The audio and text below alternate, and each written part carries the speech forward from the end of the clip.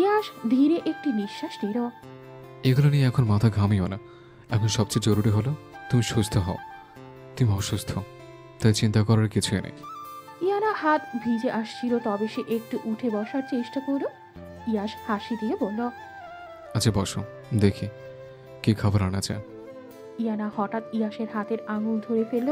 ইয়াশ তাকিয়ে রইল তার। ইয়ানা ধীরে ধীরে হাত ছেড়ে দিয়ে মাথা নিচু করে বলল, আমাকে এইবারের মতো মাফ করে দিন প্লিজ। আমি আর আপনার কথার অমান্য করব না। যদি আপনি অফিস ছেড়ে দিতে বলেন আমি ছেড়ে দেব। আমি আর এসব কিচ্ছু করব না। আমি শুধু আপনার সাথে সংসার করতে চাই। অফিস চুল হয়ে যাক। ইয়াশ কিছুটা অবাক হলো। 2 দিন আগে যে মেয়েটি এতটা জেদি ছিল, আজ সে যেন একেবারেই অন্য ইয়ানা।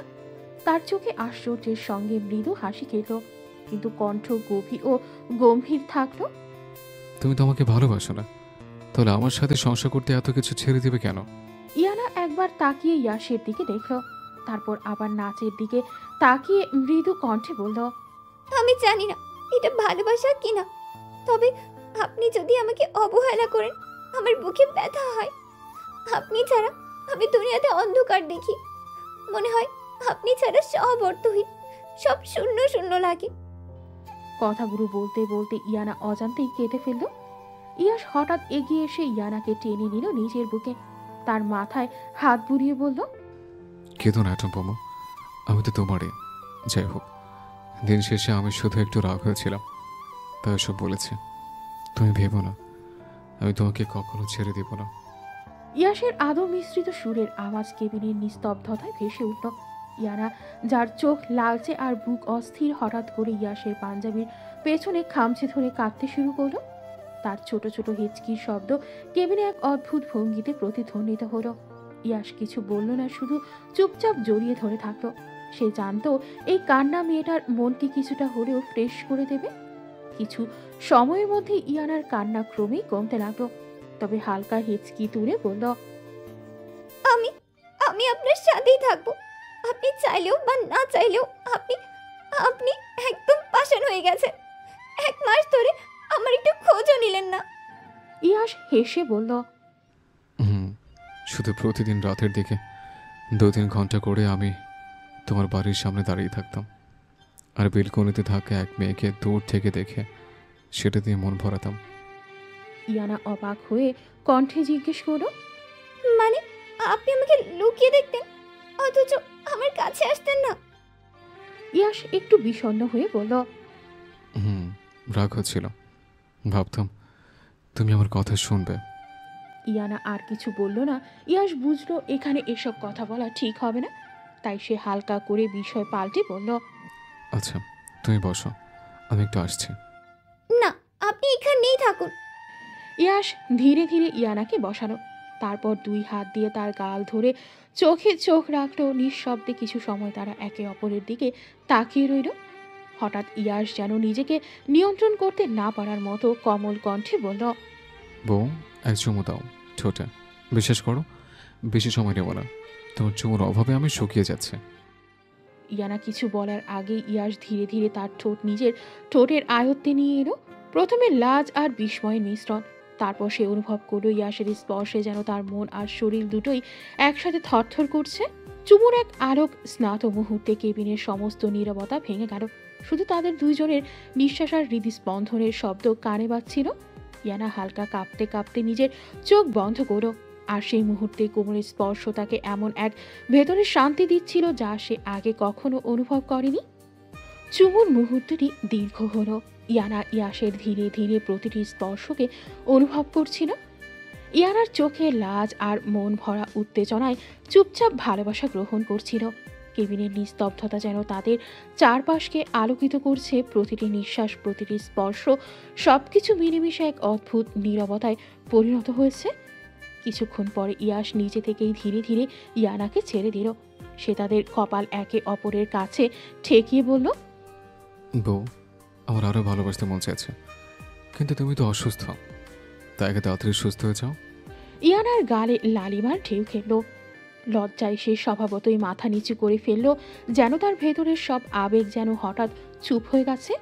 কিন্তু তার চোখে সেই এক চুপচাপ উচ্ছ্বাস।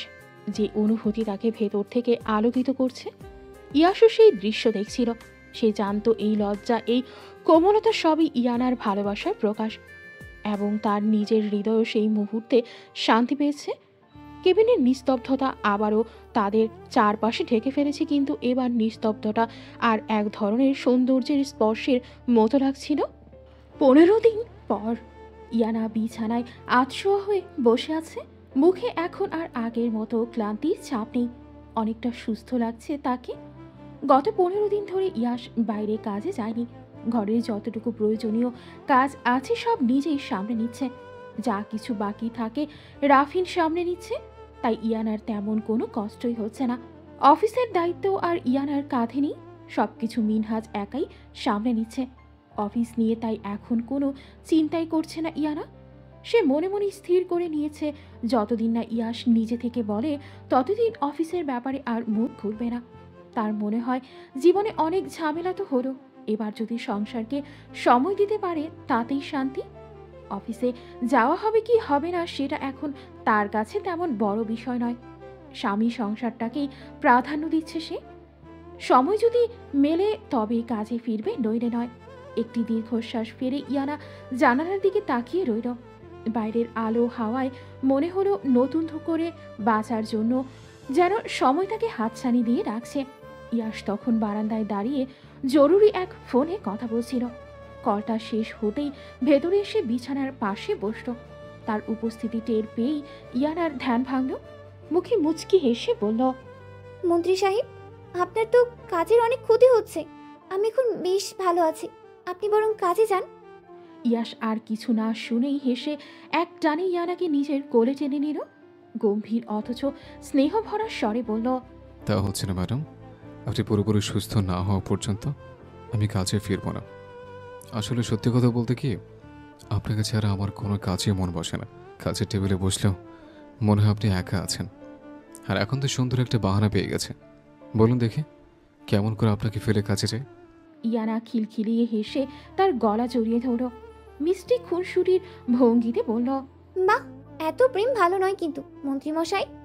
আগে কাজ, তারপর বউ, এটাই নিয়ম। ইয়াশ তার কথার উত্তর দিল না, বরং ইয়ানার গলায় মুখ ডুবিয়ে ফিসফিস করে বলল, না, আগে বউ, তারপর অন্য কিছু। ইয়ানা হালকা হেসে মুখ তুলে তাকালো, চোখে দুষ্টু ঝিলিক নিয়ে বলল, তাই নাকি? ইয়াশ ধীরে ধীরে ইয়ানার গলায় ছোট ছোট চুমু আঁকতে লাগলো। তারপর ফিসফিস করে বলল, একদম, শুধু তুমি আমার সবকিছু। ইয়ানা মুচকি হেসে তার কাঁধে মাথা রেখে বলল, তাহলে আমি ঘুরতে যেতে চাই। জানো, বিয়ের পর এত দিনেও তুমি আমাকে কোথাও নিয়ে যাওনি। ইয়াশ দুষ্টু হেসে বলল, কোথায় যাবে তুমি? অ্যাটম বোমা, পাহাড়ে নাকি সমুদ্রে? ইয়ানা ভ্রু কুচকে ডান ভান করলো রাগে। সমুদ্রে। ইয়াশ তার চোখে চোখ রেখে মোলায়েম স্বরে বলল, আচ্ছা, যাব। তবে তার আগে এখন আমাকে একটু ভালোবাসতে দাও। ইয়ানা ঠোঁট বাঁকিয়ে বলল, এই এখন না, আগে সকালে নাস্তা খাই। ইয়াশ হেসে ইয়ানাকে আরো শক্ত করে জড়িয়ে ধরে বলল, আমি তো খাচ্ছি, আমার সবচেয়ে প্রিয় খাবার। এই বলে আবারও ইয়ানার গলায় ঘাড়ে কানের লতিতে আদর করতে শুরু করলো। মাঝে মাঝে মিষ্টি কামড়ও দিচ্ছিল। প্রথমে ইয়ানা ছটফট করলেও ধীরে ধীরে তার শরীর ঢিলে হয়ে এলো, নিঃশ্বাস ভারী হতে লাগলো। যখনই ইয়াশ তাকে বিছানায় শুয়ে নিজেও পাশে শুতে যাবে, তখনই হঠাৎ দরজায় টোকা পড়ল। বিরক্ত হয়ে ইয়াশ নিচু গলায় গর্জে বলে, শালা মির্জাফর, ঘরে যদি সারাক্ষণ থাকে তাহলে ভবিষ্যতে রোমান্স করবো কিভাবে? যত তাড়াতাড়ি সম্ভব এই বাড়ি ছেড়ে অন্য কোথাও চলে যেতে হবে, নয়তো যৌবনের মতো যৌবন রইলেই যাবে। এই বলে দরজার দিকে এগিয়ে গেল ইয়াশ, আর পেছনে বিছানায় বসে ইয়ানা ঠোঁট কামড়ে হেসে উঠল। বেচারা মন্ত্রী নিজের বউয়ের সাথে ঠিকমতো রোমান্স করতেও পারে না। দরজাটা খুলতেই ভেতরে ঢুকলো সামির। এই 15 দিনের মধ্যেই সে ইয়াশ আর ইয়ানার সাথে বেশ ভালোই মিশে গেছে।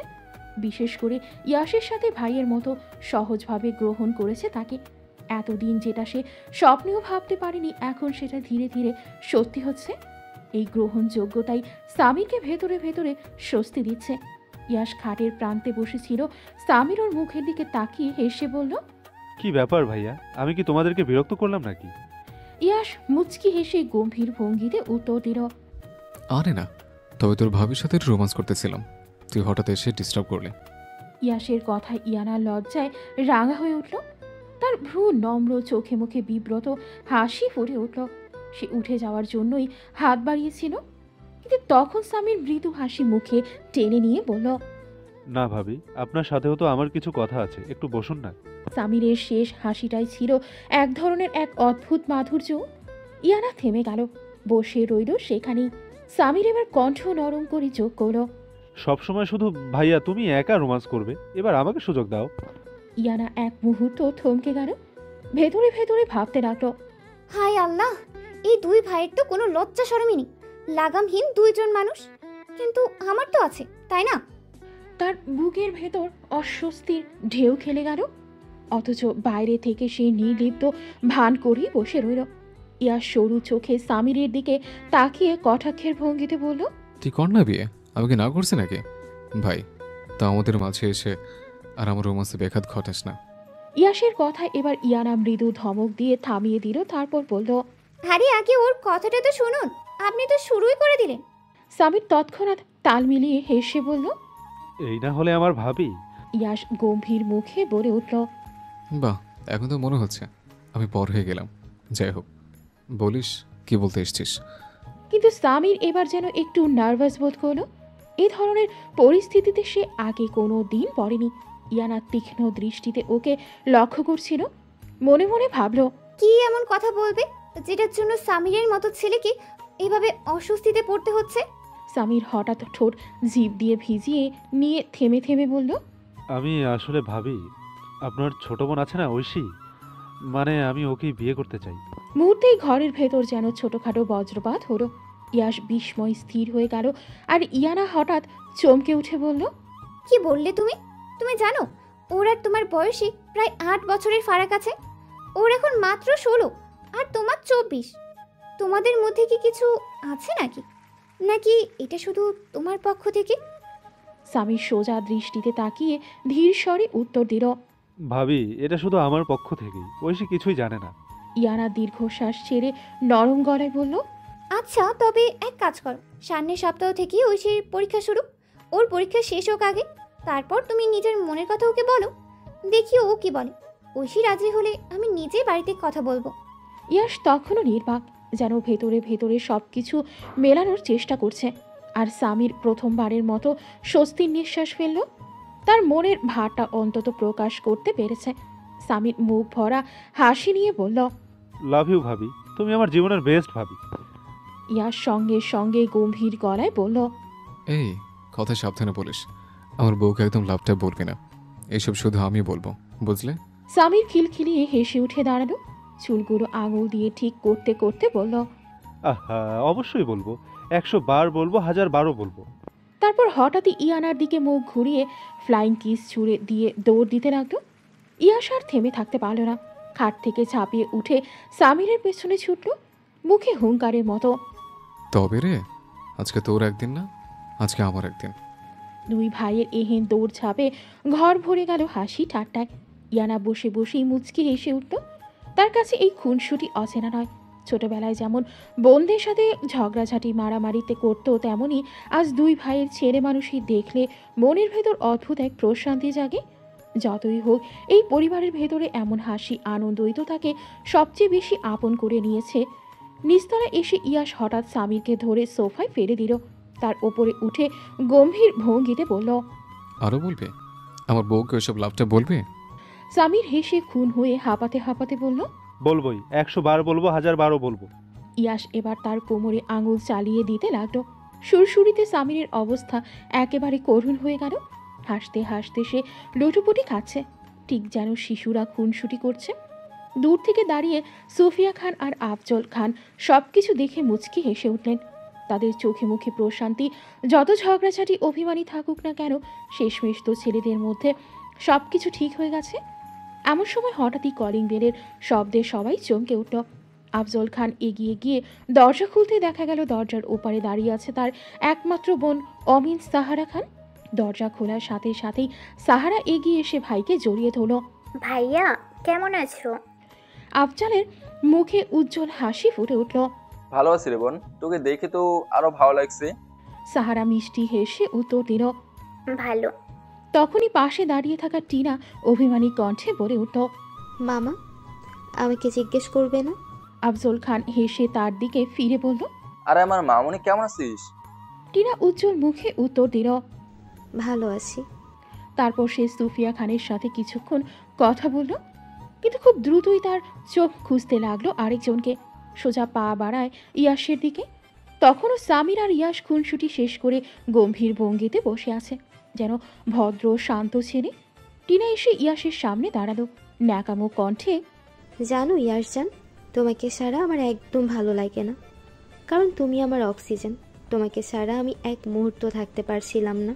কথা শেষ হতে না হতেই সিঁড়ি বেয়ে ফোন টিপতে টিপতে নামছিল ইয়ারা। টিনার দিকে তাকিয়ে ব্যঙ্গ কণ্ঠে বলল। মন্ত্রীমশাই, তোমার অক্সিজেন, তাহলে এই বাতাস তো শুধু বেলুন ফোলানোর জন্য, আর পানি তো কেবল মোতার জন্যই কাজে লাগে। ঘরে হঠাৎই এক মুহূর্তের জন্য নিস্তব্ধতা নেমে এলো। ইয়াস মনে মনে বলল, এবার একটা ছোটখাটো যুদ্ধ হবে। সামির ঠোঁট টিপে হাসতে ওর ভাবি যে ছেড়ে দেওয়ার পাত্রী না তা জানেও। সাহারা খান অবাক দৃষ্টিতে চেয়ে উঠল। তুমি কে? আফজল খান একটু অপ্রস্তুত হলেও হেসে বললেন। আরে তোকে তো বলাই হয়নি, ইয়াশ বিয়ে করছে প্রায় 7-8 মাস হলো। বাক্যটা যেন হঠাৎ করেই বজ্রপাত হয়ে নামলো ঘরের নিস্তব্ধতার ভেতর। পাশে দাঁড়িয়ে থাকা টিনা এক মুহূর্তের জন্য অবিশ্বাসে থমকে গেল। তার চোখ বিস্ময়ে বড় হয়ে উঠল, মুখের কোণে যেন জমে গেল অব্যক্ত কষ্ট। মনটা হু হু করে উঠল। এতদিনের স্বপ্নগুলো হঠাৎ করেই যেন ভেঙে গুঁড়িয়ে পড়ল। সাহারা খান মুখটা ঘুরিয়ে নিলেন, ঠোঁটের কোণে একটু হাসি, কষ্টের হাসি, অথচ চোখের জ্বরে পড়ল অভিমান। তিনি শান্ত কণ্ঠে বললেন। বাহ ভাইজান, আমি তো ভাবতাম আপনার কাছে আমার একটা আলাদা জায়গা আছে, অথচ এমন খবরও জানালেন না। আমার কোনো খবর রাখার অধিকারও কি রইল না? আফজল খান দীর্ঘশ্বাস ফেলে বললেন। আরে বোন, আমি নিজেও তো জানতাম না, সবকিছু হঠাৎ করে হয়ে গেল। তোমাকে না জানিয়ে রাখার কোনো ইচ্ছে ছিল না। কিন্তু সাহারার চোখে তখন শুধু কষ্ট, বুকের ভেতর জমে থাকা অভিমান যেন ফুঁসে উঠছিল। ধীর পায়ে নিজের ঘরের দিকে হাঁটতে হাঁটতে তিনি ফিসফিস করে বললেন। আর বলতে হবে না, সব বুঝে গেছি। আফজল খান তার বোনের চলে যাওয়ার পিঠের দিকে তাকিয়ে রইলেন। ঠোঁটের কোণে হাসি খেলা করলেও সেই হাসির ভেতর মিশেছিল একরাশ অসহায়তা। এই বয়সে এসেও অভিমান করতে জানে সাহারা আগের মতোই। ইয়ানা হঠাৎ টিনাকে এভাবে এক জায়গায় স্থির হয়ে বসে থাকতে দেখে বাঁকা হেসে বলল। কি ব্যাপার টিনা, তুমি কি ফ্রেশ হবে নাকি সারাদিন এখানেই বসে থাকবে? টিনার ধ্যান ভেঙে গেল। সে ধীরে ধীরে ইয়ানার দিকে তাকালো, কিন্তু চোখের গভীরে অন্য এক আগুন। মনে মনে ভেবেই উঠল, পেতনি, তোকে আমি একদিন না একদিন ইয়াসের ঘাট থেকে নামাবো, তারপর দেখবি আমি হব ইয়াসের বউ, কারণ ওর পাশে মানাই কেবল আমাকে। এই ভাবনাটুকু মনে মনে উচ্চারণ করেই টিনা মুখ ঘুরিয়ে ঠোঁটে একরাশ বিদ্রুপের হাসি মেখে চলে গেল ঘর থেকে। সামির তখন সোফায় হেলান দিয়ে নিচু কণ্ঠে মজা করে বলল। জি, বাংলা নাটক তো এখন থেকে প্রতিদিন ঘরের ভেতরেই দেখতে পাবো, আর কষ্ট করে টিভি অন করার দরকারই হবে না। ইয়ানা হঠাৎ চোখ ছোট ছোট করে সামিরের দিকে তাকালো, কণ্ঠে দৃঢ়তা মিশিয়ে বলল। আমাকে নিয়ে মজা করলে বোনকে বিয়ে দেব না, একেবারে বলে দিলাম। এই কথা বলে সে ধীর পায়ে খাবার টেবিলের দিকে চলে গেল। ইয়াস যে সব কিছু নীরবে পর্যবেক্ষণ করছিল হেসে ফেলল, একটু বাঁকা হাসি মুখে এনে বলল। আমার বউকে খ্যাপাস না, সাবধান, নাহলে তোর কপালে বউ জুটবে না। ঘরটা এক মুহূর্তের জন্য হাসি ঠাট্টায় ভরে উঠলেও ভেতরে ভেতরে প্রত্যেকের মনে চলছিল আলাদা আলাদা হিসাব নিকাশ। টিনা রুমের জিনিসপত্র ভেঙে নিজের ক্রোধ সামলাতে পারছিল না। চোখ ফুরে উঠেছে, হাতে থাকা জিনিসপত্রগুলো একে একে ভাঙতে ভাঙতে কেঁদে উঠল। না, এটা হতে পারে না। ইয়াস শুধু আমার, শুধু আমার। তার কণ্ঠে ক্ষোভ আর আক্রোশ মিশ্রিত। ইয়াস, ও কিভাবে অন্য কাউকে বিয়ে করবে? ওর পাশে শুধু আমাকেই মানায়। ঠিক সেই মুহূর্তে হঠাৎ ফোনের ঘণ্টাধ্বনি রুমের স্থিরতা ভেঙে দিল। স্ক্রিনে বড় বড় অক্ষরে লেখা মুরতাজিন সৈয়দ। টিনা থেমে ফোনের দিকে এগোলো। মুরতাজিন যেহেতু ইয়াসের ঘনিষ্ঠ বন্ধু ছিল, টিনাও চেনে। ফোনের নাম দেখে টিনার চোখ অল্প বিস্ময়ে চমকে গেল, তবে সঙ্গে সঙ্গে কৌতূহল জাগলো। ফোন ধরার সঙ্গে সঙ্গে মুরতাজিনের কণ্ঠ কানে পৌঁছল, যা যেন সরাসরি রুমের মধ্যে ঢুকে পড়ল। কি খবর মিস টিনা? ইয়াসের নতুন বউ দেখেছো কি? কেমন লাগলো? টিনা বিরক্তি কণ্ঠে বলল। এসব বলার জন্য আপনি ফোন করেছেন আমাকে? একদম মজা করবেন না আমার সাথে। ওই মেয়েটা শুধু অসহ্য, যদি পারতাম মেরে ফেলতাম। মুর্তাজিন হেসে উঠল। সেই হাসি যেন শুধু তার কাছে টিনার ক্ষোভকে আরও বাড়িয়ে দিচ্ছিল। তারপর সে ধীর কণ্ঠে বলল, আচ্ছা তাহলে একটা ডিল করা যাক। টিনা কিছুটা অবাক হয়, চোখ কুচকে ফোনের দিকে তাকালো। কেমন ডিল? মুর্তাজিন ধীরে ধীরে হাসল, চোখে অদ্ভুত এক পরিকল্পনার ছায়া। তারপর বলল, তোমার ইয়াশকে দরকার আর আমার দরকার ওর বউ ইয়ানাকে, শুধু একদিনের জন্য হলো। আমি চাই ওর সঙ্গে এক রাত, আর যদি সেই এক রাত পাই, ভাবো ইয়াশ কি কখনো এমন বউয়ের সঙ্গে সংসার করবে? টিনা বাঁকা হেসে জানালো তার অদম্য আত্মবিশ্বাস। কখনোই না। ঠিক আছে। মুর্তাজিন কণ্ঠে ধীরে ধীরে এক রহস্যময় তাগাদা দিয়ে বলল, তাহলে তুমি ইয়াশকে পাবে আর আমি আমার যা চাই তা পাবো। কিন্তু মনে রাখো, এর জন্য তোমাকে ইয়ানার সঙ্গে খুব ভালো ব্যবহার করতে হবে, যাতে তোমাকে সন্দেহ করতে না পারে যে তুমি এসব করতে পারো। সন্দেহ করলে কিন্তু সব নষ্ট হয়ে যাবে। টিনা একপাশে হেসে বলল, আচ্ছা আমি রেডি। মুর্তাজিনের কণ্ঠে এক অদ্ভুত উচ্ছ্বাস নিয়ে বলল, তবে মনে রাখো, তোমার ইয়াশের জন্য তুমি যা করছো সেটা যেন নিখুঁত হয়। টিনা বাঁকা হেসে চোখে আগুনের দীপ্তি ধরে বলল, এবার দেখাবো ইয়ানার আমার আরেক রূপ দেখবে। আমার ইয়াশকে চাই, ওর জন্য আমার যা করা লাগে তাই করব আমি। দরকার পড়লে ইয়ানাকেও মেরে ফেললেও আমি থামবো না, কিন্তু আমার ইয়াশের বেবি চাই, সেটা নিশ্চয়ই। সেই মুহূর্তে ঘরের বায়ুমণ্ডল অদ্ভুত এক উত্তেজনায় ভরে উঠল। মুর্তাজিন এবং টিনা দুজনেই জানতো এই একদিন শুধু পরিকল্পনা নয়, এটি তাদের ইচ্ছা ও আকাঙ্ক্ষার সীমানা পরীক্ষা করবে। সকাল সকাল সামিরকে দেখে ঐশী একটু অবাক হয়ে বলল, আরে আপনি এখানে? সামির হালকা হেসে বলল, হ্যাঁ, তুমি খুশি হওনি দেখে মনে হচ্ছে। ঐশী চোখ ছোট ছোট করে সামিরের দিকে তাকালো। না এমন কিছু না। আপনি কোনো কাজে যাচ্ছিলেন নাকি? সামির হাসি মাখা চোখে বলল, না, আজ তোমার সাথে দেখা করতে আসছি। ঐশীর চোখে যেন হালকা জোরালো উচ্ছ্বাস ফুটে উঠল। সামিরের দিকে তাকিয়ে সে বলল, সত্যি?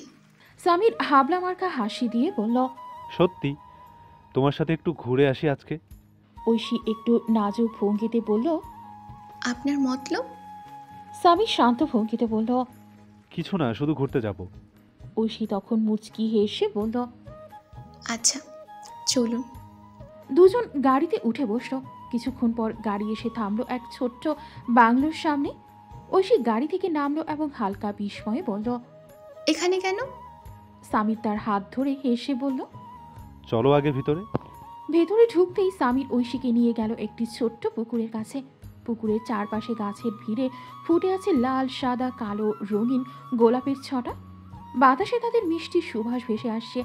ঐশী পুকুরের ধারে বসে আনন্দে হাসল, চোখে উচ্ছ্বাস, মুখে শান্তি। সেই ছোট্ট মুহূর্তটা যেন শুধুই তাদের জন্য। সামিরও পাশে বসে তার চোখে চোখ রাখল, আর পুকুরের জল ঠিক যেন তাদের আবেগের প্রতিবিম্ব হয়ে উঠল। ঐশীর মনে হলো এ যে খুশির এক ছোট্ট জায়গা, যেখানে সময়ও যেন থেমে গেছে। সামির ঐশীর মুখে হাসি দেখে নিজেও হাসল। তোমার ভালো লেগেছে জায়গাটা? সামির হেসে জিজ্ঞেস করল। ঐশী হালকা লাজুক হয়ে বলল, হ্যাঁ অনেক ভালো লেগেছে। আপনাকে ধন্যবাদ এত সুন্দর জায়গায় আনার জন্য। সামির একটু মাথা চুলকাতে চুলকাতে বলল, আচ্ছা আমাকে বলো, তোমার কেমন লাগে? মানে আমি মানুষটা কেমন? ঐশী সামিরের চোখে চোখ রাখলো। সামিরের ভাব দেখে সে আগেই বুঝে গিয়েছিল সে ওকে ভালোবাসে, কিন্তু নিজ থেকে কিছু বলবে না যতক্ষণ পর্যন্ত সামির না বলে। তাই সে স্বাভাবিক ভঙ্গিতে উত্তর দিল, হ্যাঁ ভালো। সামির বলল, শুধু ভালো লাগে আর কিছু না? ঐশী আর এবার হাসি দিল। এত বড় লোক হয়ে সামির এমন খুব সরল ভঙ্গিতে কথা বলছে, তার ওপরও একটু বাচ্চার মতো ঐশী হাসি চেপে বলল, আর কি লাগবে ভাইয়া? সামির অসহায় মুখ করে বলল, ভাইয়া। ঐশী হেসে বলল, তো কি বলবো, আপনি তো আমার বড়, কি বলে ডাকবো আপনাকে? সামির একটু ঘেঁষে বেশে বসল, বলল, সামির ভাই বললে এমন লাগে, এমনভাবে ভাইয়া বলে ডাকছো যেন আমি তোমার আপন ভাই। ঐশী হেসে বলল, আচ্ছা। সামির বিড় করে বলল, একবার বিয়ে করে নেই, তারপর ভাইয়া ডাকা ঠিক করে বের করব। ঐশী চোখে কৌতূহল নিয়ে বলল, কিছু বললেন? সামির হেসে বলল, না তো। ঐশী হালকা কণ্ঠে বলল, আচ্ছা, আপনার কোন রঙের ফুলটা বেশি ভালো লাগে? সামির তৎক্ষণাৎ ঐশীর ইঙ্গিত করে বলল। আমার ওই পাশে থাকাটা। ঐশী ভ্রু কুচকে বলল। ফ্লার্ট করছেন আমার সাথে? সামির হাত ছুঁড়ে বলল। না না, আমি তো সত্যি বলছিলাম। দুজনের চোখ মিলতেই হঠাৎ একসাথে হাসিতে ফেটে পড়ল। পুকুরের ধারে গোলাপের সুবাস আর ভোরের হালকা বাতাস সব মিলিয়ে সেই মুহূর্তকে আরও মধুর করে তুলল। ইয়ানা ল্যাপটপে মাথা নিচু করে মনোযোগ দিয়ে অফিসে কাজ করছিল। চারপাশের শব্দ যেন তাকে ছুঁয়েও যাচ্ছিল না। ইয়াশ কিছুক্ষণের জন্য বাইরে গিয়েছিল, ফিরে এসে দরজা খুলে চুপচাপ রুমে ঢুকল। চোখে পড়ল ইয়ানা একেবারে ডুবে গেছে কাজে। সে কিছু না বলে নিঃশব্দে ইয়ানার পাশে বসে পড়ল, কিন্তু ইয়ানা তার টেরই পেল না সময় যেন কতটা পেরিয়ে গেল। অবশেষে ইয়াশের কণ্ঠস্বর ভেসে এলো। অ্যাটম বোমা, তোমার কি কাজ শেষ? চমকে উঠল ইয়ানা। তখনই খেয়াল করলো ইয়াশ তার একদম পাশে বসে আছে। অস্থির হয়ে কাঁপা হাতে তাড়াতাড়ি ল্যাপটপটা বন্ধ করলো সে। তারপর ছোট্ট গলায় বলল, শেষ। একটু থেমে অপরাধী দৃষ্টিতে তাকিয়ে আবার যোগ করলো, স্যার, আসলে আমি খেয়ালই করিনি যে আপনি এসেছেন। আপনি কি রাগ করেছেন আমার উপর? ইয়াশ ভ্রু কুচকে তার চোখে চোখ রাখলো। ঠান্ডা অথচ গভীর স্বরে বলল, অ্যাটম বোমা, তুমি আমার সাথে এরকম আচরণ করছো কেন? আগের মতো স্বাভাবিক হও। আমি কি তোমার কাছে কোনোদিন কিছু বলেছি? ইয়ানার বুকের ভেতর তখনও অকারণে কেঁপে উঠছিল। তারপর ইয়ানা মাথা নিচু করে মৃদু স্বরে বলল, আমার জেদের জন্যই তো সব কিছু হয়েছে। আমি চাই না আমার আরেকটা ভুলের কারণে আপনাকে হারাতে, আপনার থেকে দূরে যেতে। ইয়াশ থেমে গেল। কথাটা শুনে তার বুক ভরে উঠল অদ্ভুত এক অনুভূতিতে। ভালো লাগলো এই ভেবে যে ইয়ানা তাকে হারাতে চায় না, কিন্তু একই সাথে খারাপও লাগলো, কারণ সে বুঝতে পারল ইয়ানা এখনো কোথাও যেন একটু ভয় বেঁচে থাকে। চুপচাপ তার হাত বাড়িয়ে ইয়ানার হাত নিজের মুঠোয় নিল ইয়াশ। দৃঢ় অথচ কোমল স্বরে বলল, বউ, আমি তোমাকে কোনোদিন ছেড়ে যাব না। আর কাজের কথা তুমি আগে সুস্থ হও, শান্ত হও, তারপর আবার কাজে যাবে। আমি কি কখনো তোমাকে থামিয়েছি? হঠাৎই ইয়ানা চোখের পানি আর ধরে রাখতে পারল না। চোখের কোণে জমে থাকা পানি গড়িয়ে পড়ল গালে। সে ফুপিয়ে কেঁদে উঠল। ইয়াশ অবাক হলো না মেয়েটা ইদানিং অনেকটা ভেঙে যাচ্ছে, অনেক বেশি কাছে আসছে তার। সে দু হাত দিয়ে ইয়ানার মুখ তুলে ধরল, ধীরে ধীরে চোখের পানি মুছে দিল। মুহূর্তটা ইয়াশের দৃষ্টি আটকে গেল ইয়ানার পাতলা অধরে। ঠোঁট দুটো সামান্য কাঁপছিল, যেন কোনো অনুচ্চারিত শব্দ আটকে আছে সেখানে। ইয়াশ চাইলেও চোখ সরাতে পারল না। অজান্তেই তার দৃষ্টি আরও গভীর হয়ে উঠল। সেই দৃষ্টি ধরে ইয়ানা যেন হঠাৎ বুঝে গেল এখন কি হতে চলেছে। ইয়াশ ধীরে ধীরে ঝুঁকে এসে ইয়ানার কাঁপতে থাকা ঠোঁট দুটোকে নিজের আয়ত্তে নিল। এক মুহূর্তের জন্য পৃথিবী থেমে গেল যেন। ইয়ানা চোখ বন্ধ করে দিল। তার আঙুলগুলো গিয়ে থামল ইয়াশের চুলের ভাঁজে। শ্বাস প্রশ্বাস গিয়ে গিয়ে মিলতে লাগলো একে অপরের সঙ্গে। চুমুর গভীরতা বাড়তে থাকলো। মুহূর্তটিকে আরও দৃঢ়ভাবে নিজের করে নিল ইয়াশ। আস্তে আস্তে ইয়ানাকে শুইয়ে দিল বিছানায়। তারপর নিজেও নেমে এলো তার পাশে। ইয়ানার শার্টের কয়েকটি বোতাম খুলে তার গলায় রেখে দিল উষ্ণ চুম্বন। ইয়ানা তখন শক্ত করে ইয়াশের শার্ট মুঠো করে ধরেছে। চাওয়া, ভয় আর ভালোবাসার মিশ্রণে চোখ বন্ধ করে কাঁপছে সারা শরীর। প্রথমে গলা, তারপর ঘাড়, মুখ, অবশেষে কানের কাছে ছোট ছোট চুমু রাখতে রাখতে ইয়াশ তাকে আরও কাছে টেনে নিল। ইয়ানা শব্দহীন আনন্দে হারিয়ে যাচ্ছিল, যেন এক মুহূর্তের বাহিরে আর কিছু নেই তার জীবনে। প্রায় 15 মিনিট পর হঠাৎই ইয়াশ নিজেকে সামনে নিয়ে তাকে ছেড়ে দিয়ে পাশে শুয়ে পড়ল। ইয়ানা অবাক হয়ে তাকিয়ে রইল, চোখে অসহায়তার, ঠোঁটে অনুচ্চারিত প্রশ্ন, যেন বলতে চাইছে কেন থেমে গেলেন। ইয়াশ গভীর দৃষ্টিতে তার দিকে তাকিয়ে নরম স্বরে বলল, তুমি তো আমাকে ভালোবাসো না ইয়ানা, তাহলে তোমাকে এভাবে ছুতে কি আমার উচিত? কথাটা শুনে ইয়ানার বুক ভরে উঠল অদ্ভুত ক্ষোভে। নিজেরাই তাকে উস্কে দিয়ে এখন আবার এসব প্রশ্ন। সে একেবারে অধৈর্য হয়ে ফিসফিস করে বলল, এখন এসব বলার সময় নয় মন্ত্রী সাহেব। I need you. শব্দগুলো উচ্চারণের সাথে সাথে রুমের বাতাসে জমে থাকা আবেগ যেন আরো ভারী হয়ে উঠল। ইয়াশ বাঁকা হেসে মৃদু স্বরে বলল, আগে বলো, তুমি আমাকে ভালোবাসো? ইয়ানার ঠোঁট কাঁপছিল। এক মুহূর্ত চোখ নামিয়ে ফিসফিস করে বলল, ভালোবাসি মন্ত্রী সাহেব। I love you.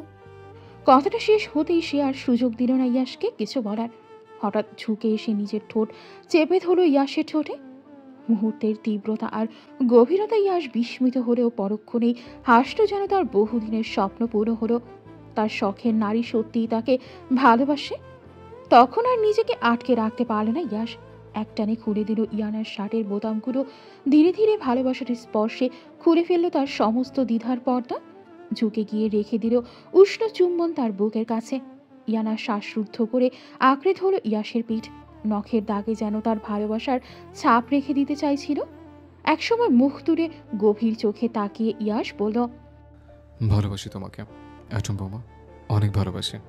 ইয়ানার চোখ জলে ভিজে উঠল। মুচকি হেসে ফিসফিস করে উত্তর দিল, আমিও আপনাকে অনেক ভালোবাসি মন্ত্রী সাহেব। এরপর ইয়াস আর কোনো শব্দের অবকাশ দিল না, আবার ঠোঁট মিশিয়ে দিল ইয়ানার ঠোঁটে। মুহূর্তেই আবেগে ভালোবাসার সমস্ত বাঁধন ভেঙে ইয়ানা নিজেকে সম্পূর্ণভাবে সঁপে দিল ইয়াসের কাছে। 2 ঘন্টা পর ইয়ানা ধীরে ধীরে বলল, হয়েছে মন্ত্রী সাহেব, ছাড়ুন তো এবার, আর কত ভালোবাসবেন। ইয়াস হাসি মুখে তার চোখের দিকে তাকিয়ে রইল। দুষ্টুমি মাখা কণ্ঠে বলল, এতে মাত্র 2 ঘন্টা হলো, আমি কিন্তু আজ সারাদিনই তোমাকে ভালোবাসবো, বুঝলে? ইয়ানা অস্থির হয়ে উঠল। নড়াচড়া করতে করতে বলল, আমি পারবো না, আর ছেড়ে দিন আমায়। ইয়াস মুখ তুলে ভ্রু কুঁচকে বিরক্ত হয়ে বলল, ইস, তুমি যদি এভাবে নড়ো তবে কিন্তু দড়ি দিয়ে তোমাকে বেঁধে নেব। ইয়ানা এক ঝটকায় মুখটা চুপসে গেল। চারপাশে যেন বাতাস থেমে গেল। দরজার বাইরে বৃষ্টির টুপটাপ শব্দ, ভেতরে শুধু দুজনের নিঃশ্বাস। ইয়ানা ধীরে ফিসফিস করে বলল, আপনি বড় অন্যায় করেন, তবুও জানেন আমি আপনার এই ভালোবাসায় বাঁধনই হারিয়ে যেতে চাই। ইয়াস তার চুলে আঙুল বুলিয়ে দিল, কপালে রেখে দিল নরম চুমু। মৃদু হেসে বলল, তুমি আমার জীবন অ্যাটম বোমা, তুমি ভালোবাসা আমার শ্বাসের মতো, যতদিন শ্বাস আছে ততদিন তোমায় ছেড়ে দেওয়া অসম্ভব। বিকেল 5টা। ফোনের হঠাৎ আওয়াজে ইয়াসের ঘুম ভেঙে গেল। বিরক্ত ভঙ্গিতে সে ফোনটা হাতে নিয়ে দেখে রাফিন ফোন করেছে। ইয়াস ফোনটা ধরে তারপর বলে, কি হচ্ছে রাফিন, চান্স আমাকে কি ঠিকমতো বাসটাও করতে দিবে না? ইয়াস হেসে বলল, অথচ রাফিন এমন কথার জন্য একদম প্রস্তুত ছিল না। নিজের উত্তেজনার সামনে রাফিন বলল, স্যার, আসলে প্রধানমন্ত্রীর সঙ্গে আজ রাত 8টায় আপনার মিটিং আছে, আপনি কি কয়েক ঘন্টার জন্য আসতে পারবেন? ইয়াস একটু ক্ষেপে বলল, আচ্ছা আমি আসবো, এখন রাগ হচ্ছে।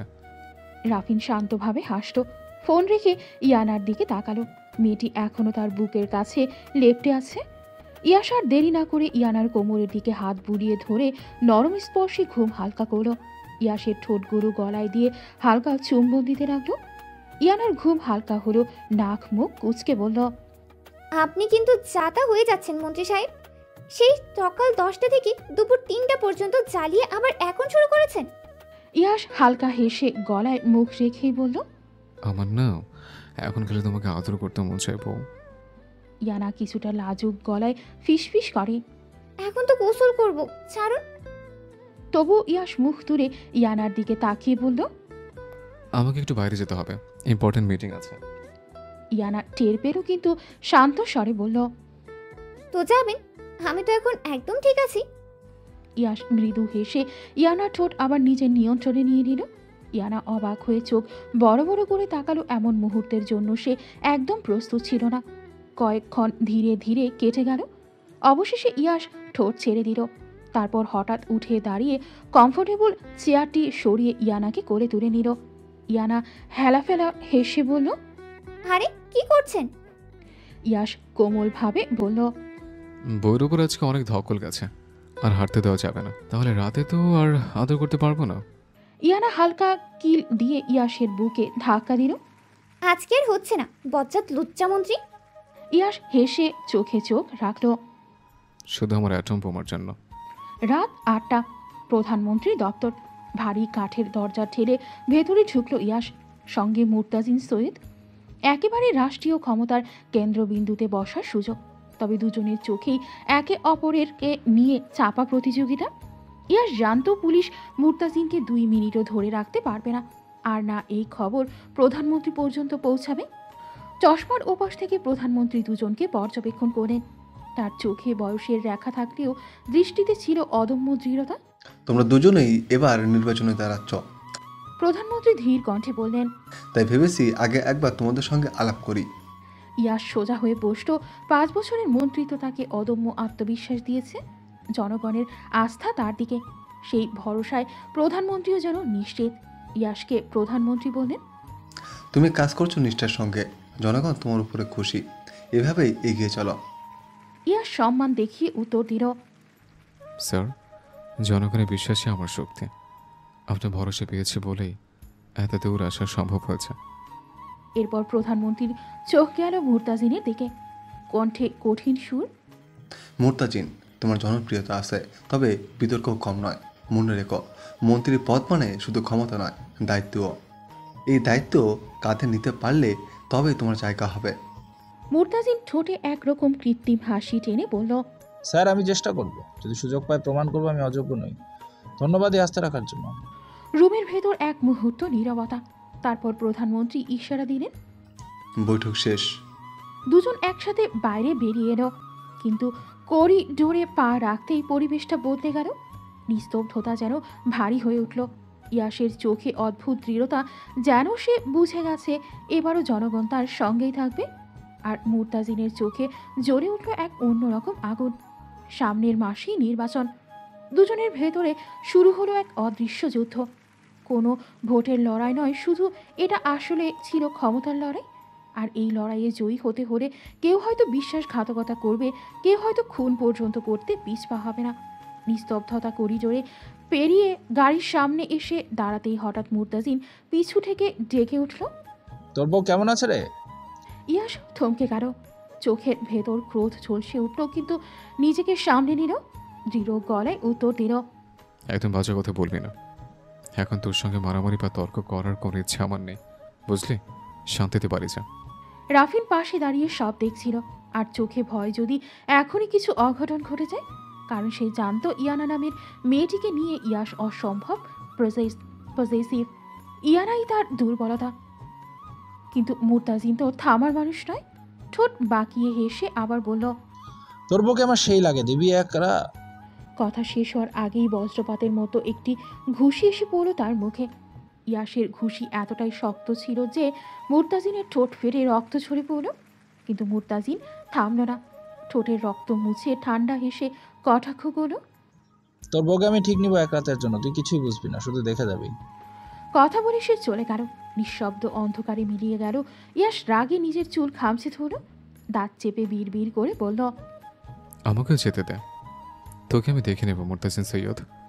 তোর এমন অবস্থা করব তুই মৃত্যু ভিক্ষা চাইবি আমার কাছে, কিন্তু আমি তোর সেই ভিক্ষাটাও দিব না।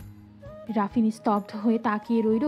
সে জানতো এই মুহূর্তে থেকে যুদ্ধটা আর শুধু রাজনীতির মঞ্চে সীমাবদ্ধ থাকলো না, এটা পরিণত হলো ইয়াস বনাম মুরতাজিনের ব্যক্তিগত রক্তক্ষয়ী লড়াইয়ে। ইয়ানা শুয়েছিল, শরীরটা অস্বস্তিতে ভিজে উঠছে। মনে হচ্ছিল ভেতর থেকে জ্বরের মতো কেমন একটা ভার ছড়িয়ে আছে। ভালো লাগছিল না মোটেই। হঠাৎ দরজার কাছে এসে দাঁড়ালো টিনা। অদ্ভুত মিষ্টি কণ্ঠে ডেকে উঠল, আসবো? ইয়ানা? চোখ মেলে উঠে বসল ইয়ানা। এভাবে মিষ্টি গলায় টিনাকে কথা বলতে আগে কখনো শোনেনি। বুকের ভেতর হালকা একটা কাঁপন উঠল, তবুও সৌজন্যের খাতিরে বলল, আছো, এসো। টিনা ঢুকে বসে পড়ল, তার মুখে অস্বাভাবিক মোলায়েম ভাব। কি ব্যাপার? সারাদিন এভাবে রুমবন্দি হয়ে থাকো কেন? কিছু হয়েছে নাকি? মাঝে মাঝে আমাদের সঙ্গে বের হয়ে আড্ডা দিলে মন্দ হয় না তো। ইয়ানা চোখ ছোট করে টিনার দিকে তাকালো। সেই দৃষ্টিতে ছিল শীতল সন্দেহের দেখা। কি ব্যাপার টিনা, এভাবে এত সুন্দর করে কথা বলছো কেন? তোমার মতলবটা কি? প্রশ্নটা শুনে এক মুহূর্তের জন্য থমকে গেল টিনা। বুকের ভেতরটা ধাক্কা খেলেও মুখে কিছুই প্রকাশ করল না। মনে মনে বলল, মেয়েটা তো দেখি খালি সন্দেহ ভরা, কিন্তু আমি এমনিতেই ধরা খাবো না। টিনা ঠোঁটে হালকা হাসি টেনে বলল, আরে কি যে বলো না ইয়ানা, আমি তো শুধু তোমার সাথে একটু কথা বলতেই আসলাম। ইয়ানার চোখে তখনও একই সন্দেহের ঝিলিক। ঠান্ডা স্বরে বলল ও, কথা বলতে যদি আসো ভালো, কিন্তু যদি অন্য কিছু করার ইচ্ছে থাকে সেটা মোটেই ভালো হবে না। টিনা ভ্রু কুচকে জিজ্ঞেস করল, তুমি আসলে কি চাইছো ইয়ানা? মিন করতে চাইছো কি? ইয়ানার ঠোঁটে এক চিলতে তাচ্ছিল্যের ছাপ খেলে গেল। চোখের দৃষ্টিতে ছিল কেমন যেন হিমশীতল হুঁশিয়ারি। ইয়ানা এবার গা ছাড়া ভঙ্গিতে হেসে উঠল, ঠোঁটে বিদ্রুপের রেখা টেনে বলল, আমার জামাইয়ের দিকে নজর দিতে আসছো আর কি? টিনার শরীর যেন আগুনে জ্বলে উঠল, মুখটা লাল হয়ে গেল, দাঁত চেপে বলল, ইয়াশ শুধু আমার, বুঝলে, আর কারো না। ইয়ানা ভ্রু উঁচু করে অবাক ভঙ্গিতে তাকালো, কটাক্ষ ভরা গলায় জবাব দিল, রোম্যান্স তো করলাম সারাদিন আমি, কিন্তু কিভাবে সেটা তোমার হলো তাই তো বুঝলাম না। টিনার চোখে হিংস্র ঝিলিক নাচল, বুকের ভেতর যেন ঝড় বইছে। মন চাইছে এখনই ইয়ানার মাথায় আঘাত করে তাকে শেষ করে দিতে, কিন্তু জানে তাতে পরিস্থিতি আরও খারাপ হয়ে যাবে। ইয়ানার সাথে লড়াইও টিকবে না। চোখের দৃষ্টি তীক্ষ্ণ করে টিনা দাঁতের দাঁত চেপে বলল, তোকে আমি দেখে নেবো ইয়ানা, আমার ভালোবাসা কেড়ে নিয়েছিস তুই। ইয়ানা হালকা হেসে নির্লিপ্ত স্বরে বলল, ভালোবাসা আবার কেড়ে নেওয়া চায় নাকি? আমি আর ইয়াশ একে অপরকে ভালোবাসি, তুমি কেবল থার্ড পার্সন।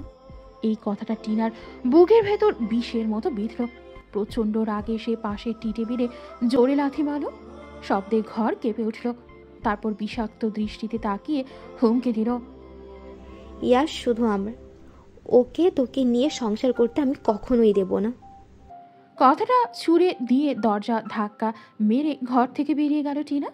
রুম থেকে গেল নিস্তব্ধতা আর আসন্ন ঝড়ের পূর্বাভাস। ইয়াশ রুমে দরজা খুলেই ঢোকে, চোখে চোখে দেখে ইয়ানা বসে আছে, মুখ ফুলিয়ে রাগ আর অপ্রস্তুত উদ্বেগের মিশ্রণ। কি ব্যাপার অ্যাটম বোমা, এইভাবে মুখ ফুলে বসে আছো কেন? ইয়াশ হেসে জিজ্ঞেস করে, কি হয়েছে? ইয়ানা কণ্ঠে রাগ লুকোতে না পেরে উত্তেজিত ভাবে বলে, আপনার ওই টিনা আছে না, ওকে আমি জ্যান্ত পুড়িয়ে ফেলতাম। আমার জামাই বাড়ি এসে আমাকেই থ্রেট দেয় যে ও আমার জামাইকে নিয়ে যাবে। শয়তান বেরি, সাহস দেখুন তো আপনি, কি বুঝতে পারছেন? জাস্ট অসহ্য করছে, জীবনটা তেজপাতা বানিয়ে দিল। যদি পারতাম ওকে শহরের কোনো অন্ধকার ট্রাকে ঢুকিয়ে রাখতাম। ইয়াশ ধীরে ধীরে হাত গালে রাখে, চোখে মৃদু হাসি, বলল, বাহ, আমার বউ দেখে জেলাস ফিল করছে। ইয়ানা উঠে দাঁড়ায়, পায়ের পাতায় ভর দিয়ে সে ইয়াশের কলার চেপে ধরে। ইয়াশ চুপচাপ দাঁড়িয়ে থাকে, শুধু তাকিয়ে থাকে, যেন সে বোঝে না কি করা উচিত। ইয়ানার রাগে মুখ লাল হয়ে যায়, চোখে আগুন ঝলমল করছে। আপনি মজা করছেন আমার সাথে? ইয়ানার গলা কেঁপে ওঠে, কণ্ঠে বলল, প্রতিটি শব্দে রাগের তীব্রতা, আমি ওসব জেলাসের মধ্যে নেই। আমার মানে অন্য কোনো মেয়ে এসে বলবে ইয়াশ আমার, হ্যাঁ বলুন আপনি, আমি সেটা কোনোদিন মানব না। তখন ইয়াশ ইয়ানার কোমর জড়িয়ে ধরে চোখে অদ্ভুত এক আগ্রহ আর কোমলতা মিশিয়ে নরম কণ্ঠে বলল, তুমি আমার জীবনের প্রথম এবং শেষ নারী। শুনবো, কে কি বললো তাতে কোনো রকম শব্দ করে ওঠো না। ইয়াশ জানে ইয়ানার চোখে যে মিশ্রিত অনিশ্চয়তা আর ভয়, তা কেবলই তার জন্য। যদি আমাকে পুরো পৃথিবীর সামনে ছেড়ে দিয়ে বলা হয় যাকে ইচ্ছে বেছে নিতে পারবে, আমি নিঃশব্দে তোমাকে বেছে নেব। ইয়াশ মুখে হালকা হাসি ধরে রেখে বলল। ইয়ানার হাত নরম হয়ে আসে, সে হঠাৎ ইয়াশের কলার ছেড়ে দিয়ে নিজের হাত দিয়ে ইয়াশের গলা জড়িয়ে ধরে। ইয়াশও তাকে জড়িয়ে ধরে শক্ত করে। মুহূর্ত দুটি যেন সময়ের বাইরে থেমে যায়। কিছুক্ষণ পর ইয়াশ বুঝতে পারে ইয়ানা কাঁদছে, ভয়, ভালোবাসার, নিরাপত্তাহীনতার এক অদ্ভুত মিশ্রণ। তিনি নরম কণ্ঠে বলেন, আরে বউ, এভাবে কেন কাঁদছ? আমি তো তোমারই, তাই না? ইয়ানা কাঁদতে কাঁদতে হালকা কণ্ঠে ফিসফিস করে বলল, আমি আপনাকে হারাতে চাই না মন্ত্রী সাহেব। আপনাকে ছাড়া আমি যেন অচলহীন। আমার দুনিয়ার আলো আপনি, আপনি বিনা আমার দুনিয়া অন্ধকার। ইয়াশ একটি তৃপ্তি আর শান্তির হাসি, তারপর ধীরে ধীরে সে ইয়ানার কানের কাছে মুখ নিল এবং বলল, আমি তোমাকে হারাতে চাই না অ্যাটম বউ, বিকজ আমি তোমাকে ভালোবাসি। ইয়ানা চুপ থেকে আরো জোরে ইয়াশকে জড়িয়ে ধরল, যেন ছেড়ে দিলে সত্যি হারিয়ে যাবে। ছেড়ে দে আমাকে, আমি একবার বের হতে পারলে তোকে আমি ছাড়বো না ইয়াশ চৌধুরী। 29 দিন পর মুর্তাজিন সৈয়দ দাঁত চেপে গর্জে উঠল, কিন্তু ইয়াশের চোখে কোনো রাগ নেই, কোনো ভাবান্তর নেই। সে যেন নিজের জগতে নিমগ্ন, আর সে যেন নিজের জগতে নিমগ্ন। আরাম করে পায়ের ওপর পা তুলে বসে আছে, আঙুলে আঙুলে তাল মিলিয়ে অচেনা কোনো সুর গুনগুন করছে। তার সেই নির্লিপ্ত ভাবটাই যেন ভয়ঙ্কর ঠেকছিল চারপাশে দাঁড়ানো সবার কাছে। মুর্তাজিন এবার আর চুপ থাকতে পারল না, কণ্ঠে বিষ ঢেলে বলল, আমাকে কেন ধরেছিস? কারণ আমি তোকে তোর বউ নিয়ে হুমকি দিয়েছিলাম, তাই না? তুই যা করিস, আমি তোর বউকে এক রাতের জন্য আমার বিছানায় আনবই। শব্দগুলো যেন বিষের মতো ছড়ে পড়তেই মুহূর্তের মধ্যে বাতাস ভারী হয়ে গেল। আর কোনো শব্দ শোনা যাচ্ছিল না। ঠিক পরের সেকেন্ডেই মুর্তাজিনের শরীর আছড়ে পড়ল নিচের দিকে। তার মুখের কোণে রক্ত জমাট বাঁধছে। ইয়াশ তখনও চেয়ারে বসা, কিন্তু তার হাত মুঠো করে শক্ত। সে উঠে দাঁড়ালো, ধীরে ধীরে সামনে এগোলো।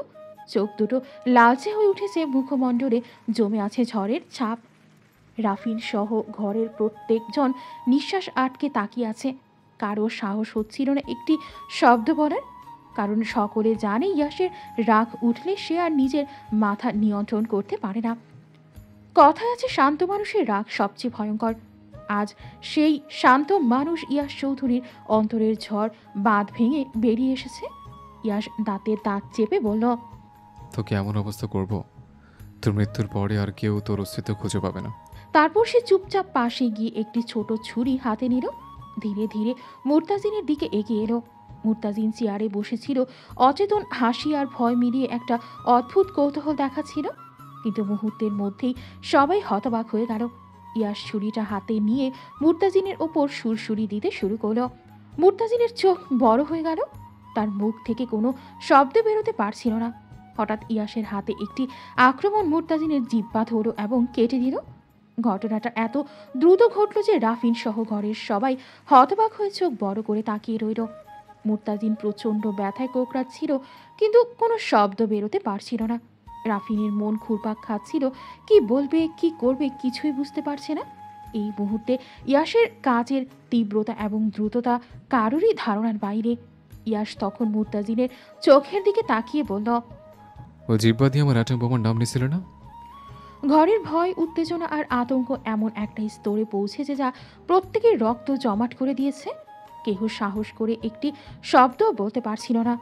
ইয়াস বাঁকা হেসে বলল, আমিও জিব্বাটাই কুকুর দিয়ে খাওয়াবো। মুর্তাজিন কিছুই বলতে পারছিল না। ব্যথা এত তীব্র যে সে কেবল চোখ মেলে তাকাচ্ছিল। শব্দের ভারী বোঝা তার গলায় আটকে গেল। তোকে আমি বারবার সুযোগ দিয়েছি। ইয়াসের কণ্ঠে ঠান্ডা রাগ। কিন্তু তুই ওই সুযোগকে আমার দুর্বলতা ভেবেছিস। আমার কলেজে হাত দিতেই চাইছিলে, এবার আর ছাড়বো না। ঘরে ভয় আর অবাক চোখে সবাই তাকিয়ে রইল। ইয়াসের চোখে এক অদ্ভুত স্থিরতা, এক নির্ধারিত অভিশাপের ঝলক। কাল সকালে ব্রেকিং নিউজ হবে, সে গম্ভীর কণ্ঠে বলল। মুর্তাজিন সৈয়দ পালিয়েছে নির্বাচনের ভয়ে। তারপর হঠাৎ ছুরিটি দ্রুত মুর্তাজিনের গলায় লাগলো। মুহূর্তের মধ্যেই জীবনের আলো নিভে গেল। মুর্তাজিনের দেহ শিহরিত হলো, তারপর নিশ্চুপ হয়ে গেল। ইয়াস ঠোঁটের কোণে হালকা হাসি নিয়ে বলল, কুকুর দিয়ে খাও ওকে। ঘরের সবাই স্তব্ধ।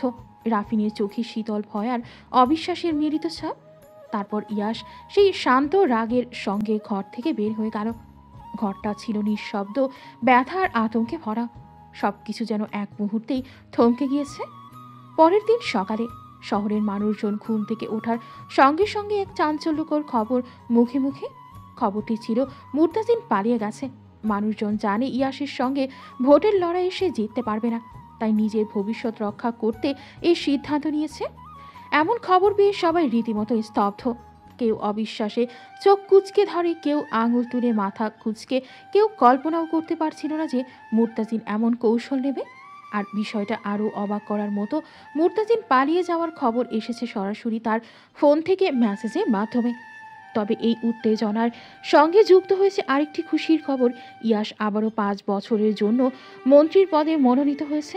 এই খবরটি জানানোর সঙ্গে সঙ্গেই জনগণের মনে আনন্দের ঢেউ উঠেছে, কারণ ইয়াস ছিলেন সবসময়ই মানুষের প্রিয়।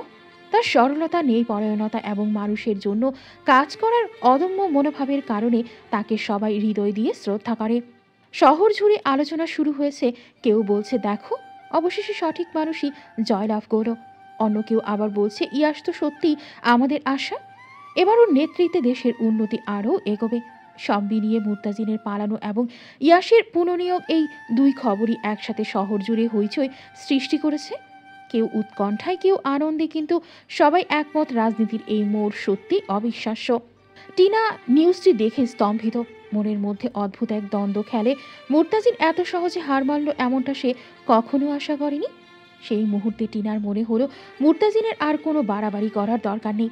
তাই সে সাহারার কাছে ছুটে গেল। মা, আমি আজই লন্ডনে চলে যেতে চাই। টিনা বলে মুখে অদ্ভুত এক দৃঢ়তা। সাহারা মেয়ের দিকে তাকিয়ে বলল, এত তাড়াতাড়ি? সত্যি বলতে কি, হঠাৎ কেন? আজই বিকেলে ফ্লাইট। টিনা বলল। সাহারা আর কিছু বলল না। মেয়ের চোখে যে অটল সংকল্প তা দেখে বুঝতে পারলেন যে সিদ্ধান্ত একবার টিনা নিল তা পরিবর্তন হবার নয়। সাহারা নরম স্বরে বললেন, ঠিক আছে, তাহলে তুই যা, আমি কয়েকদিন পরে আসবো। টিনা এখনই বের হতে চেয়েছিল। মা, এখনই বের হতে হবে। সাহারা শুধু মাথা হেলালেন। মেয়েটির দৃঢ়তা এবং তার অমোঘ মনোবল সবই একেবারে বুঝিয়ে দিচ্ছিল টিনা এর যাত্রা বাধ্যতামূলকভাবে করবে। টিনা লাগেজ নিয়ে বের হতে দেখে সবাই অবাক হয়ে যায়। আফজাল চৌধুরী হতবাক কণ্ঠে বললেন, কি ব্যাপার টিনা, কোথায় যাচ্ছিস মা? টিনা স্বাভাবিক ভঙ্গিতে উত্তর দিল, আসলে আমার কিছু কাজ পড়ে গেছে, তাই যেতে হবে লন্ডন। এরপর সুফিয়া চৌধুরীকে বিদায় জানাবো। ইয়ানা চুপচাপ সবটা দেখলো আর মনে মনে সে খুশি, কারণ আবোধ নিজেই বিদায় নিয়েছে। খানবাড়ির আঙিনায় আজ আনন্দের ছোঁয়া ছিল। সবাই একত্রিত হয়েছে। ইয়াস ভোটে জয় হয়েছে সেই উপলক্ষে। রঙিন আলো আর ফুলের সুবাসে ভরা পরিবেশে যেন খুশি বাতাসের সঙ্গে ছড়িয়ে পড়েছে। এই মুহূর্তে ইয়ানা যার চোখে উচ্ছ্বাস আর পরিকল্পনার ঝলক। সকলের দিকে তাকিয়ে বলল, আমার সবার সঙ্গে একটা কথা আছে। সবার কৌতূহল মিশ্রিত চোখ ইয়ানার দিকে খুলো। ধীরে ধীরে ইয়ানা হাসি দিয়ে বলল, আমি চাই সামির আর ঐশীর বিয়ে দিই। এতে ঐশী আমার কাছেই থাকবে আর সে ভালো থাকবে। আর সামিরও তো ঐশীকে পছন্দ করে। তোমরা কি বলো? প্রথমে সবাই অবাক। কেউ একে চোখের কোণে না দেখলেও মনে মনে ভাবলো এতটা হঠাৎ। কিন্তু মুহূর্তের মধ্যেই শান্তি ফিরে এলো। সবার মধ্যে প্রথম কথা বলল সুফিয়া চৌধুরী, যার ভেতরের চিন্তা ভাবনা আর অভিজ্ঞতার সঙ্গে সবাই পরিচিত। তিনি ধীরে ধীরে বললেন, আমি রাজি। এরপর হাসি লেগে গেল আঙিনায়। আদিবা খান আগ্রহ ভরে বললেন, আমিও রাজি। তাদের কথায় উৎসাহিত হয়ে রাজীব খান আর আফজাল চৌধুরী একসাথে বললেন, আমরাও রাজি। সবাই যেন একসাথে এই সিদ্ধান্তকে স্বাগত জানাচ্ছিল। মুহূর্তেই আবেগ আর উত্তেজনা মিশে গেল। সামির, যার চোখে চিন্তার সঙ্গেই হাসি, হঠাৎ বলল, আসলে আমি কাজই রেখেছি, বিয়েটা এখনই করলে ভালো হয়। সবাই চমকে তাকালো। একসাথে কণ্ঠে বলল, কি? সামির হালকা হাসি দিয়ে বলল, হ্যাঁ। আচ্ছা ঐশী, তোমার কি কোনো আপত্তি নেই তো? ঐশী মাথা না করে শুধু চোখে মৃদু হাসি ছড়ালো। কারণ ছেলে মেয়ে যখন রাজি তখন আর বেশি কিছু বলার থাকে না। সেই মুহূর্তে খুশির আরো চারপাশে ছড়িয়ে পড়ল। সবাই যেন এই নতুন সম্পর্কের শুভ সূচনায় প্রাণ ভরে আনন্দে নিমগ্ন হয়ে গেল। বিকেল 5টা। খানবাড়ির হলরুম সাজানো হয়েছে সাদামাটা কিন্তু সৌন্দর্যপূর্ণভাবে। ফুলের ছোট পসরা, হালকা আলো আর এক ধরনের আনন্দের উত্তেজনা চারপাশে ভেসে যাচ্ছে। সামির পাঞ্জাবি পরে বসে আছে সোফায়, চোখে লাজ আর দায়িত্ববোধ।